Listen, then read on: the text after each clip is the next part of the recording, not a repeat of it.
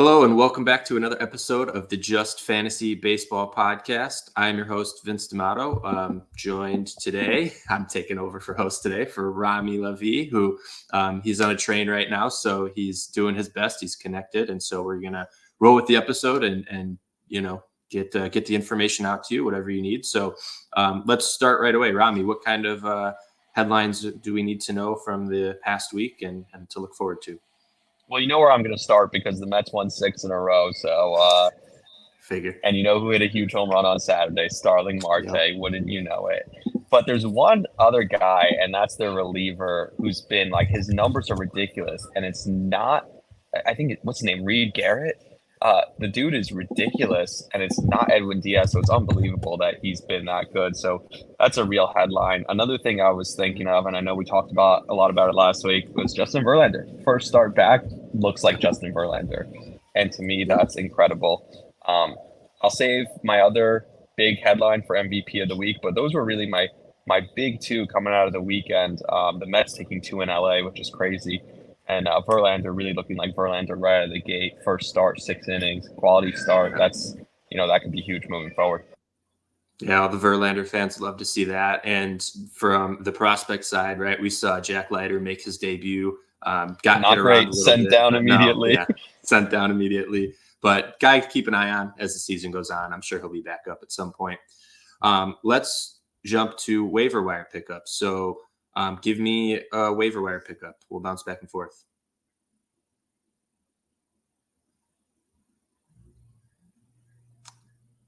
I think. Hold on. You're freezing. Let me give mine until you come back in. So my first waiver wire pickup is Blaze Alexander. He is an afterthought in all of these leagues. He was drafted in just 1% of leagues, but currently rostered in 41%. So he has been quite the hot pickup. Certainly one to go grab if he's on your waiver wire still. He's been red hot in his first 17 games, 333, 393, 588 slash line, 981 OPS. I really thought Jordan Lawler was going to be the one to unseat Perdomo, but now that Lawler's hurt, maybe it's Blaze Alexander, right, with Perdomo down with an injury. The only thing that might hold Blaze back, obviously his bat has been hot, but he hasn't shown the best leather over at shortstop. So I know Arizona is a team that likes defense. They pride themselves on defense, especially with pitchers like Zach Gallen who, throw to ground balls. So be careful when Perdomo comes back. But until then, pick up Blaze Alexander if he's still available in your league. I got 2 for you. And I'll get them off just so that we can get a current Met and a former Met. The current Met is Harrison Bader, actually. And I'm not helping my case with not, he's stealing bases. We know he's great on defense, but he's been good offensively, and the offense has been really good, and we only expect it to get better. That guy's Amed Rosario. How good has he been out in Cleveland? Getting also like a full-time role. Tampa, sorry. Getting also like it used to be Cleveland, formerly Cleveland, now Tampa. Getting like a full-time role with the Rays, and he's really been coming through for them. So those 2 guys are 2 guys I would definitely go, and they're not rostered in a lot of leagues, so definitely guys I would go pick up. Yeah, and Amed Rosario is a good call. He used to be a very highly ranked prospect until he came up, and he was just kind of average for a long time. Maybe it's a late career breakout. I fully believe that that's possible for him. He's a great player. So, and my second waiver wire pickup is Jonathan Clase of the Seattle Mariners. He's rostered in 39% of leagues, and he came up to replace Dominic Canzone when he went down with an injury. He ran into the wall and has a shoulder injury. And the reason why this guy's valuable is he's got like Victor Scott level, Esteury Ruiz level speed. Like he last year stole 79 bases in 129 games across high A and double A. So definitely could be a game changer in the speed category for, nothing if he's probably available on your waivers.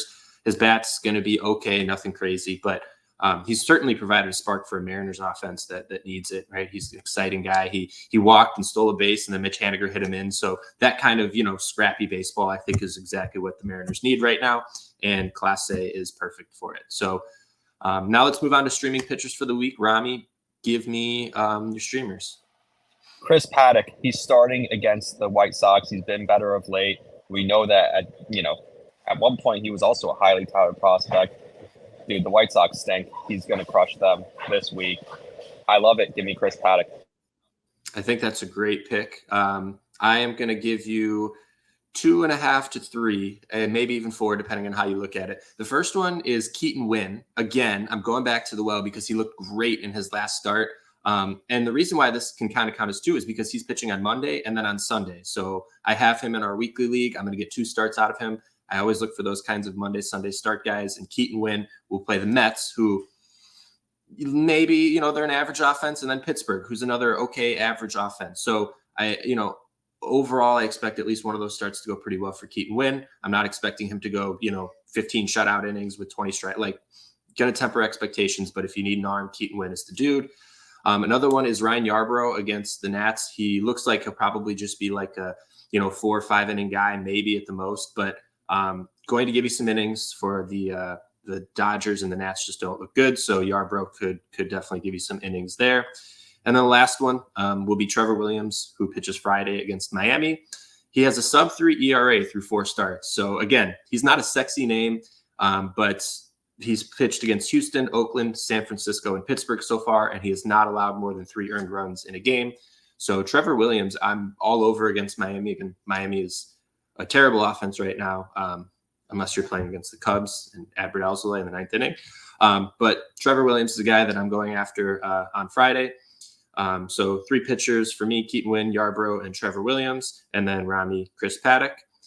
Rami, yeah, I also did want to say, whoever's starting on Monday, they didn't name a starter yet for the Braves, but that's against Miami. Pick them up. Why not? I didn't see who they named. If they named anyone that didn't, I didn't, as far as I saw. And also Casey Mize, why not? If he's available on waivers in some leagues, it's actually really starting to come around. So that could be a waiver / he's probably not going to start till Friday because he's starting today on Sunday, but that's a good pickup. Yeah, good call out. Let's hear your MVP of the week. Who do you got? My MVP of the week is Trey Turner, and this is a guy who's helped me a ton in my league. Obviously, I'm crushing in all offensive categories. He's finally come along. He started a bit slow, and he's been awesome. So Trey Turner, and you can read the numbers. I can't obviously have them in front of me if you can't tell. I'm on a train right now. But Trey Turner, just incredible, fantastic week. I think his on base is over 500 for the week, so something ridiculous. Yeah, he is on a tear. I mean, his last 1, 2, 3, 4 games, he's got multi-hit game, 2 hits, 3 hits, 3 hits, 2 hits, and then on April 14th, another 3 for 4 with a home run. This guy, he is on an absolute tear. He brought his average up from 275 to 353 in the span of a week. So, 2 home runs, 4 steals, those numbers will go up as the season goes on. I think he has 9 runs scored too. Yeah. And, we'll have to keep checking in on the Trey Turner versus Freddie Freeman, because Freeman has just been okay, right? He hasn't been the phenomenal stud that we're used to seeing. 274 average, 1 home run. So just going to keep that in mind, right? As the season goes on, when we had that little debate about Freeman versus Trey Turner. I know, but I keep reminding you that's not Turner. It's about Jose Ramirez versus Freeman. But all right. Okay. That's fair. And so Monday, it does look like, too, you mentioned the Braves. It looks like Ronaldo Lopez is starting that game against Miami. This is just another call out too. If Ronaldo Lopez is not picked up in your league, go pick him up. He's rostered, I want to say, at about 75 to 80% right now. And the dude is he's on another world right now. 80% rostered. So if he's available, he was an afterthought in most leagues. He might still be around. Go grab him. My MVP of the week, I'm going to do something that we don't do. I'm going to merge the last 2 categories because I think both of these guys fit both categories. My MVP of the week and the lock of the week. But I'll start. My first guy is Dalton Varsho, who I was kind of hyping people up to draft post 200, right? He kind of went around 200, 250, and he had a not so good start to the season. I still think there's a lot of potential for him. 3 home runs in his last 3 games, 6 for 15 in those last 4 games. He's got 5 home runs on the season, 2 steals. The guy just hits the baseball hard when he finds contact. I think better days are ahead for him. I think he's just kind of getting settled in. So, I was really hoping for bigger things last year, but I think maybe we have to wait another year. Even if his average floats around 240, 250, I expect a 25 homer season, maybe 15 steals. Dalton Varsho is my MVP of the week. And then lock of the week, again, I think both these guys fit both categories. My lock of the week is Anthony Santander, who I think a lot of people were starting to get a little cold on, understandably so. But in his last 4 games, he's 7 for 15 with 2 walks and 2 strikeouts. So 4 home runs on the season, 17 RBIs. He's hitting in the middle of one of the best lineups in baseball, right? He's the 4-hitter for the Baltimore Orioles. Gotta love it. So, he may be at risk at some point losing his job. I know Heston Kjerstad is hot on his heels, right? Rami, I know you sent me that tweet. We could see that in the future, but it's not happening now. And as long as Santander, he had 3 doubles yesterday we're recording this Sunday morning. So he had 3 doubles on Saturday. Again, I think he's just going to figure it out. He's, maybe had a little bit of a slow start. It's still early, right? These guys haven't even had 100 at-bats yet. So I'm going to ride with Santander, and he is my lock of the week. Rami, who do you got for your lock? I had the same thought process as you. I went to Baltimore. I'm like, this offense is so hot. You got to go with someone in Baltimore, but don't want to go too chalk, too classic. Who do you think I went with? I went with Adley freaking Rushman. Adley's finally going to break out. He's going to have an awesome week. He's going to be incredible this week. So go start him. Obviously, you're starting him anyway because he's the best catcher in baseball. He's going to prove why he's the best catcher in baseball because he's going to have a fantastic week. If you're not, by the way, watching this episode, you should be. This is a real visual experience. And getting a little appreciate sick. All you guys. Yeah, exactly. Yeah. But I will say Wednesday, Vince and I are both going to be out. So the next episode is going to be Sunday. So if you don't want to miss us too much, you better watch this one. And I appreciate you bearing with me, Vince. No, I appreciate you bearing with me. I know we're both under some weird circumstances. I'm traveling for work, and I know you work crazy hours. Traveling for work also, yeah. Yep. And Adley could call out his last 2 games. He is 5 for 10 with a home run and 5 RBIs. So maybe this is the time. I think that's a good pick. But yeah, let's. I hope so. We will reconvene next week again. Yeah, no episode Wednesday. Thank you for everyone who does listen and follow. I appreciate you all. And send us questions. We'll be responding. And until then, I will see you next week, Rami. See you, buddy.